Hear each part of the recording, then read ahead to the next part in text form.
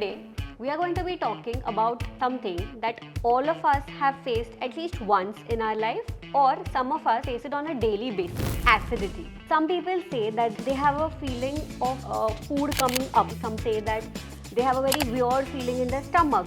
So my first question to you, ma'am, are all of these symptoms of acidity, and what exactly is acidity? Acidity is what's caused due to excessive digestive juices in our body. Some people just report burning or a warm sensation in their stomach. Others have reflux because of acidity. One lesser spoken about symptom is Let's get into the food part of it. People keep saying that ice cream helps in acidity. I've also heard some people saying that a pan, that also helps. So can you please tell us what exactly to eat if someone has acidity? one of the red flags in terms of your dietary habits is not having enough.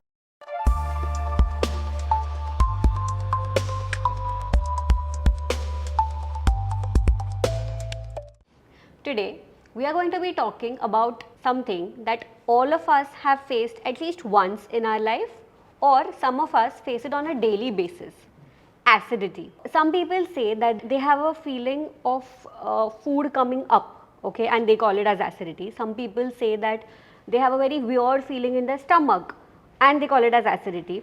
So my first question to you, ma'am, is are all of these symptoms of acidity, and what exactly is acidity?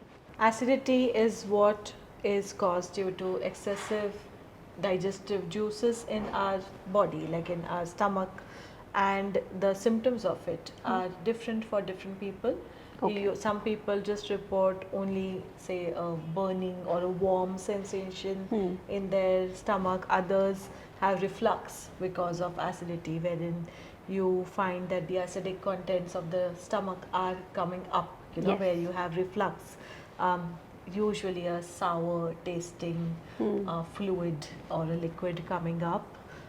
It sometimes, some people also wake up, usually this happens after a heavy meal or a very rich meal for dinner, and then when you are sleeping at night you find that in your sleep you start getting reflux, where you might also start dreaming of throwing up, in your sleep. So that's also caused, you start feeling that way because of the reflux that you have, and you're feeling or are in your mind worried that the contents of your tummy are going to come out as say you vomiting it out.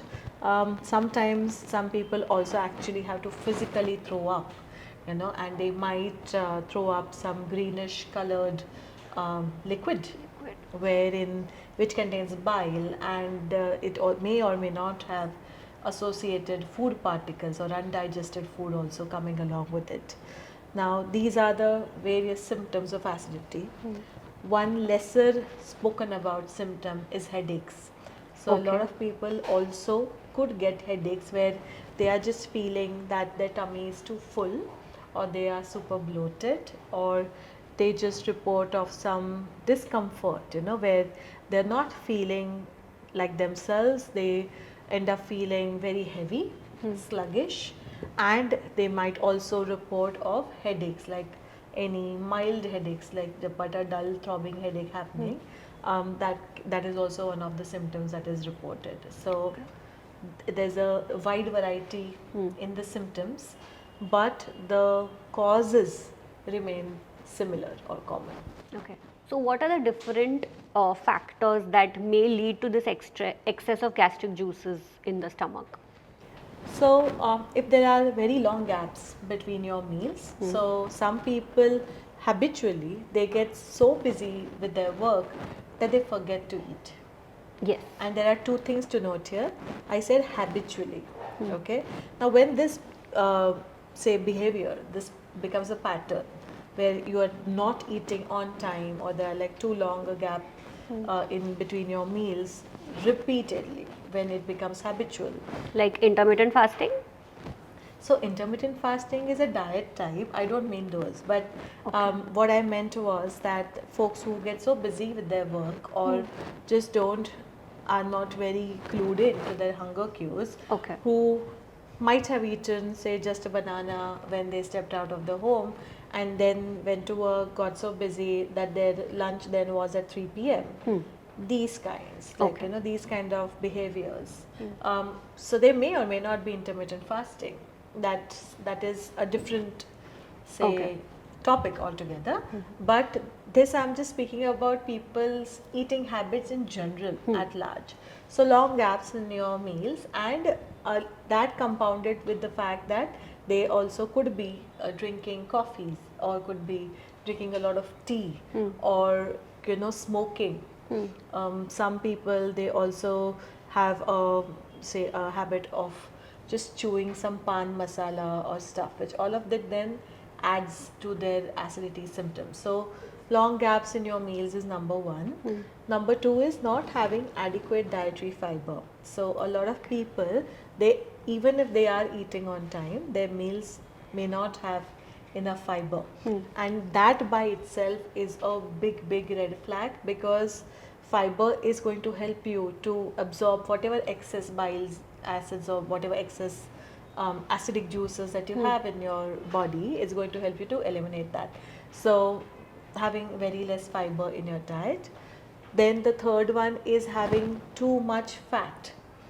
Okay. So people who almost always eat outside, or who are habitually ordering in, where the food is not like, you generally find that the food that you are eating outside or are ordering from outside will have a very high amount of fat and will be very rich in salts and stuff like that.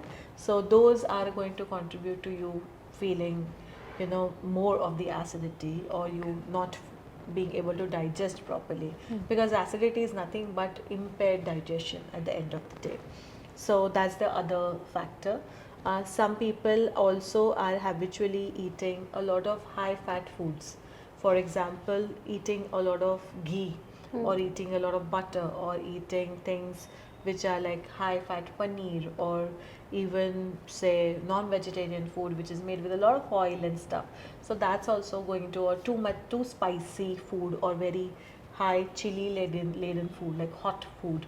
So by hot I mean the pungency. Okay, so that also some people are not able to handle, and then it leads them to get acidity. Okay, so these are some of the factors. The other contributing factors would be if you are not sleeping right. So poor sleep has become, unfortunately, as common as hair fall. Both are preventable, and we'll tell you how to do that. But those are the factors. Like if you're not sleeping right, your digestion is not going to be proper, and that's also going to make you eat more. Now, overeating is another factor which Okay. leads to you feeling bloated, and to you also getting acidity, because simply put, you are just exceeding all the thresholds of digestion of your body, and then it becomes too much of a load in terms of digestion, and your body can't handle it, because the more you eat, more acid digestive juices your body has to make to be able to digest that, and then it's not always super well regulated in everyone. There could be one physical cause, like in some people, not just say your lifestyle related, but sometimes some people have some problems with their sphincters, because of which the acid, like it comes up very easily What is the in their sphincter? throat.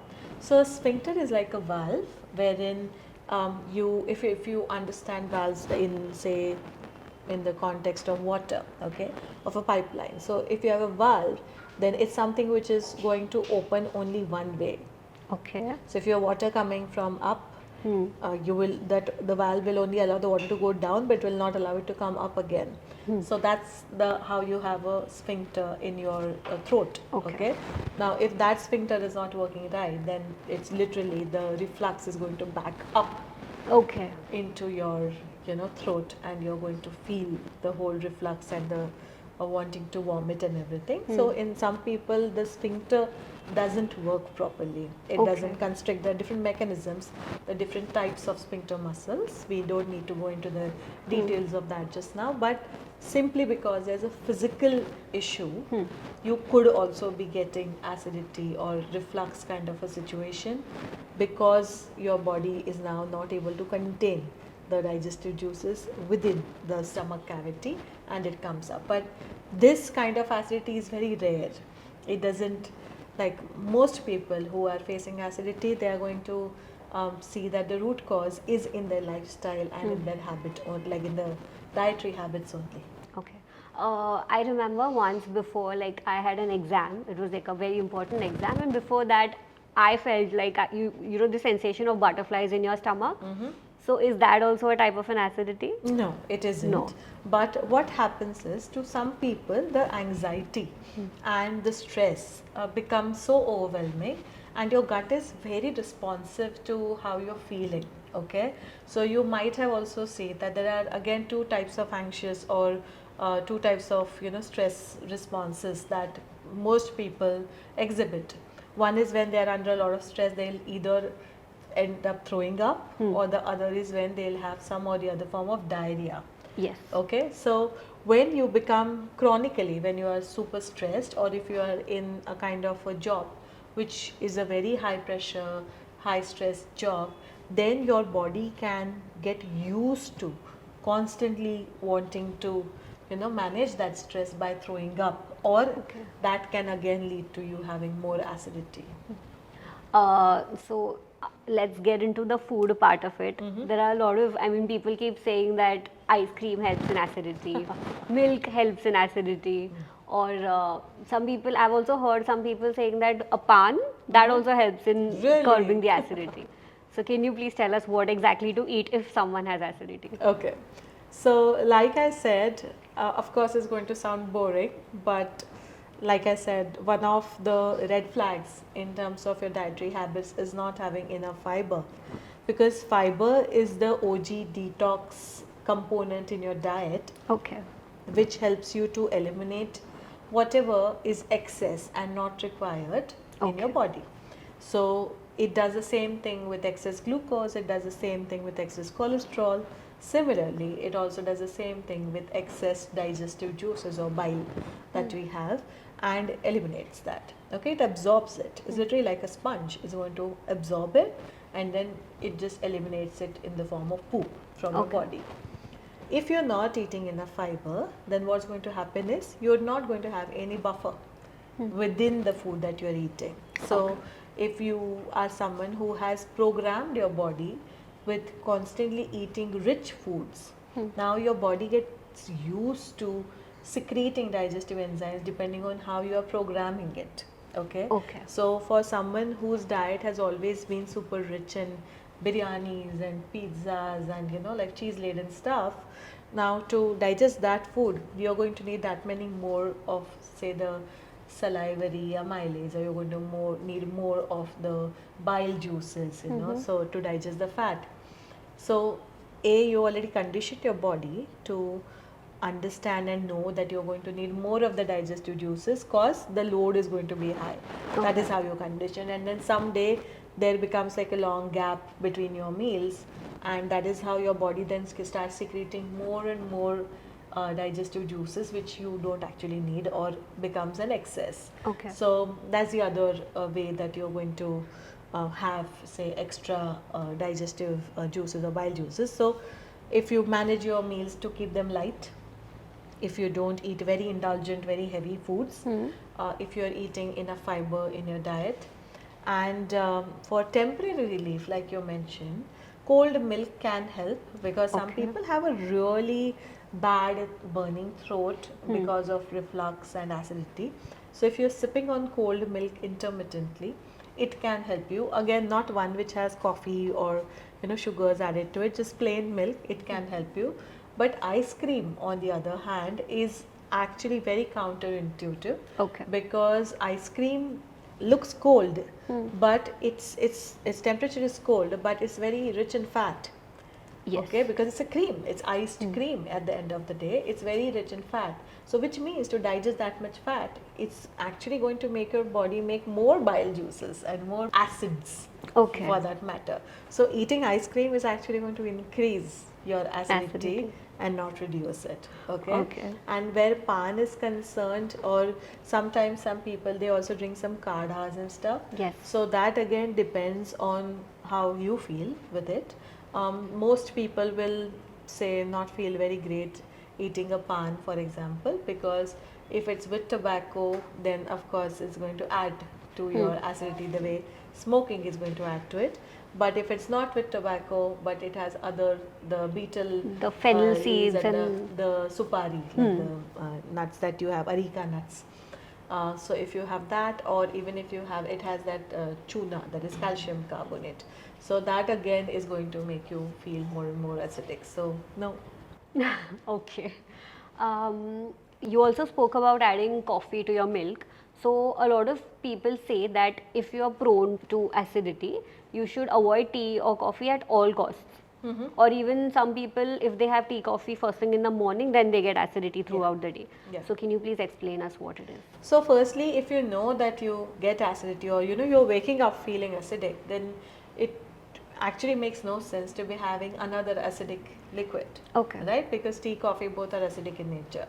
So it doesn't make any sense to start your day with tea or coffee. What does make sense though is you adding, say, starting your day with some fibers. So start your day with some fruit like a pear or an apple, or if nothing, a banana. If you know that you're someone who suffers from acidity or reflux straight off the bat, like first thing in the day. And of course, you should also be drinking a lot of water, because that's also going to help to regulate the acidity. So have a fruit and then have water.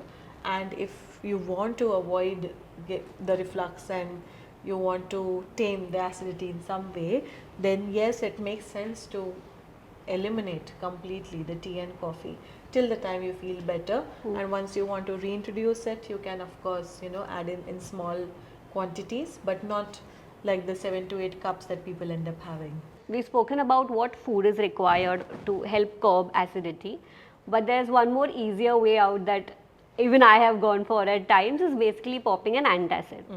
So is that the way to go or no? An antacid is actually an SOS measure. Okay. Unfortunately, it's for most people, it becomes like a daily vitamin. Yes. Because it's not doing anything in terms of addressing the root cause of the acidity, because the root cause is the fact that you are leading a sedentary lifestyle, your meal timings are all over the place, you're not sleeping right, you're smoking 20 cigarettes a day, you're not able to manage your stress properly, there's zero exercise, all of these, and your diet does not contain any fiber. So these are the primary causes of acidity. In that, if you are just going to be adding an antacid, then it's just like putting a lid, or temporarily covering something up. I don't want to show this mess, I'm going to put a little, say, sheet on this, so, and then pretend that there was no mess in the first place. But that's a stopgap arrangement, it's not a permanent cure. So for temporary relief, you can add in, take an antacid, but in the long run you will end up realizing that if on day 1, the first time you took an antacid, 1 tablet was enough, by day 15 you end up having like 4 or 5 tablets in a day. Or I have seen people glugging the antacid syrups like their life depends on it. Yeah. They're just every half an hour they're drinking that. So it just keeps on compounding, and it really makes no sense. So address the root cause. You also have another category of antacids these days, which are not the regular antacids, but they are called proton pump inhibitors. So there would be some people who would say that no, but we don't take the regular antacids, we take proton pump inhibitors, which are originally going to try and inhibit the mechanism by which those acids are being made in your body. But again, those proton pump inhibitors can also, like PPIs, can also work only as much. Okay, but if you're not going to change your lifestyle, then you're just going to make like a small dent in what is a very large iceberg, so you have to change your lifestyle. Are there any other things that we need to keep in mind if we are facing acidity on a daily basis? If you're facing acidity on a daily basis, everyone has one trigger, okay, or say a certain time, those who suffer from acidity every day.